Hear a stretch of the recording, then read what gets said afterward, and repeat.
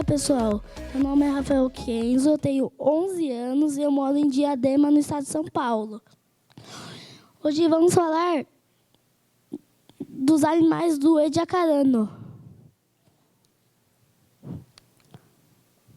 Para vocês que estão em dúvida o que é o Ediacarano é o último período da era neoproterozoica, do Éon proterozoico, do Super Éon pré-cambriano. E só tem um Super Éon pré-cambriano. Um Éon é uma divisão de tempo. É uma divisão de tempo que agrupa eras e períodos, como o que a gente vai falar hoje. O primeiro animal não surgiu aqui no Ediacarano, foi no Criogeniano, há 750 milhões de anos. Ou 700. 700. Nesse período, como criogenia, o planeta estava quase todo congelado. E esse fenômeno é apelidado como Terra Bola de Neve. Bem óbvio, né? Só umas partes da região do Equador que estavam descongeladas. O oceano era profundo e foi aí que surgiram os primeiros animais. As esponjas marinhas. Eles podem parecer nada interessante, mas respeita. É sua avó. O período Ediacarano começou com o fim das geleiras e o nível de oxigênio aumentando e acumulando mais metais e minerais no oceano. Isso favorece a fotossíntese. Olha, mesmo que aumentou o nível de oxigênio, você ainda não poderia respirar lá, porque o nível de oxigênio ainda era menor do que hoje, ou maior. Provavelmente você ia morrer asfixiado, mas vamos voltar para o assunto. Com isso, surgiu a explosão de Avalon, um grande evento de irradiação biológica, como a explosão cambriana, que está no meu outro TED Talk, aqui em cima. A biota de Ediacara parece um jardim. Mas olha, alguns parecem plantas, mas tudo isso daqui é animal.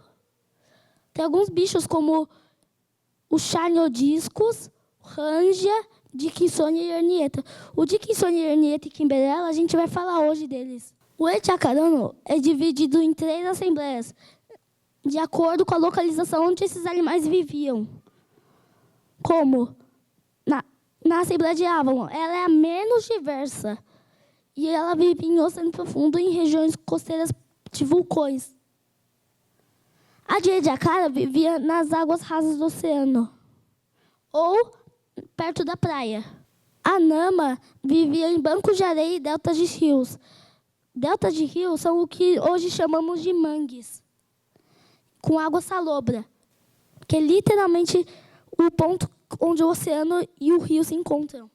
A Assembleia de Avalon tem poucas diversidades de fósseis, e elas têm animais de corpo mole. Eles são sésseis no fundo do oceano, como as esponjas e alguns quinidários atualmente. Eles cresciam em padrão fractal, ou seja, cada pequena parte do corpo equivale o mesmo formato que o corpo inteiro do animal. Eles não tinham sistema digestório, mas eles eram filtradores, ou seja, se alimentavam das partículas suspensas na água. Esse é um exemplo de um animal da Assembleia de Avalon, o Charnia. Ele era um animal do Cécio no oceano profundo.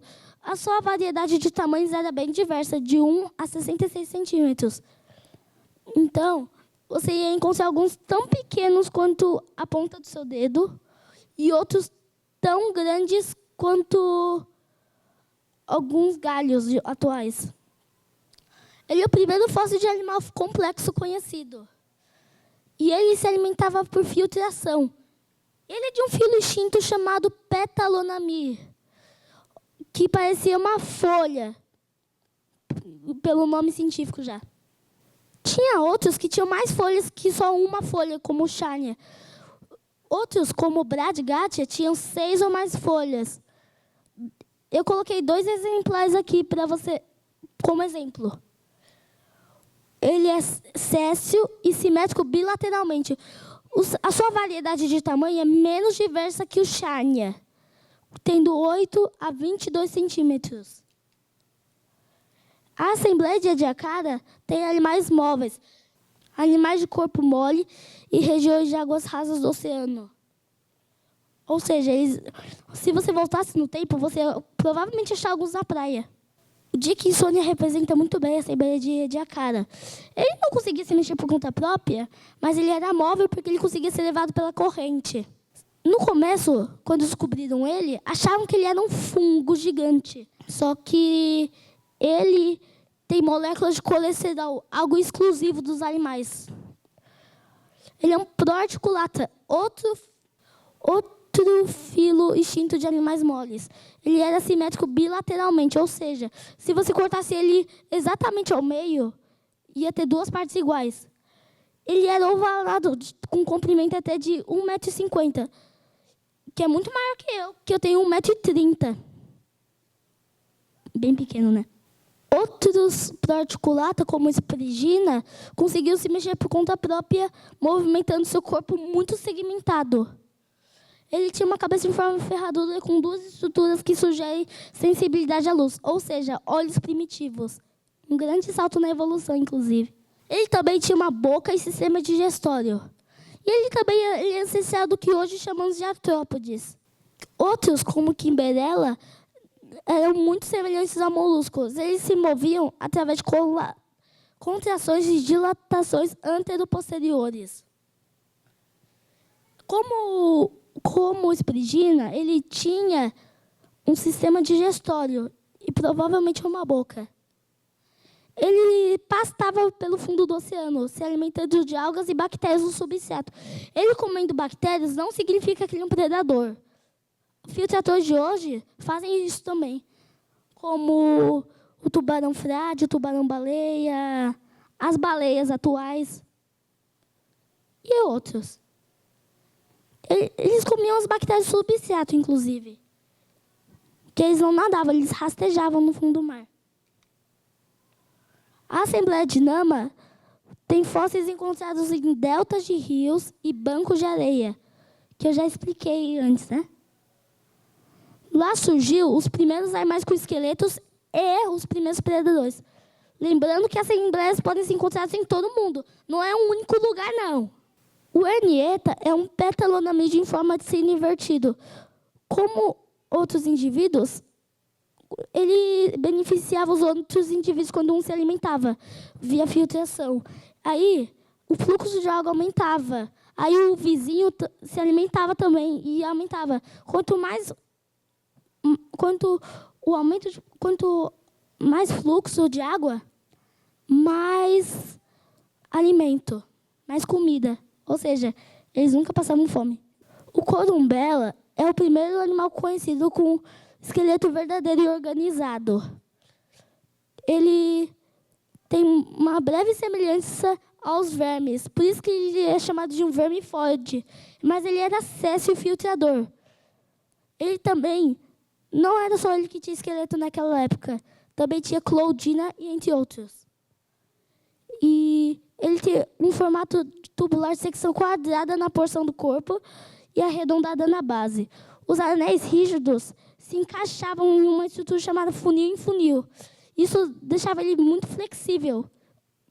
Então, ele poderia fazer várias posições bem diferentes. Ele é o primeiro animal conhecido com esqueleto verdadeiro. E olha, algo bem legal, ele é encontrado aqui no Brasil, no Mato Grosso do Sul e o Ceará, e também em outros países da América do Sul, como Argentina e Paraguai. O Aurora lumina é um quinidário céssio do período ediacarano que tinha 20 centímetros de comprimento. Ele foi o primeiro predador da história da Terra. Ele era comprido, com uma extremidade livre que tinha formato de sinos. E parecia muito água-viva no estágio de pólipo, quando ela ainda é fixa no fundo do oceano e se alimenta de larvas e plânctons. Ele tinha tentáculos, mostrando que ele podia se alimentar. Isso é evidência à predação. O interessante é que o Aurora lumina foi descoberto acidentalmente, quando eles estavam limpando um paredão. Aí encontraram também Charnia e Bradigátia. Isso mostra que o Charnia e Bradigátia, que surgiram no início do Ediacarano, coexistiram, estavam vivos até o final do Ediacarano e talvez no começo do Cambriano. E isso, enquanto o Charnia e Bradigátia eram animais de corpo mole e indefesos, os Australorhomínidas tinham tentáculos predatórios. Isso prova que eles coexistiram no final do Ediacarano. Tem algumas fontes aqui, mas muito obrigado.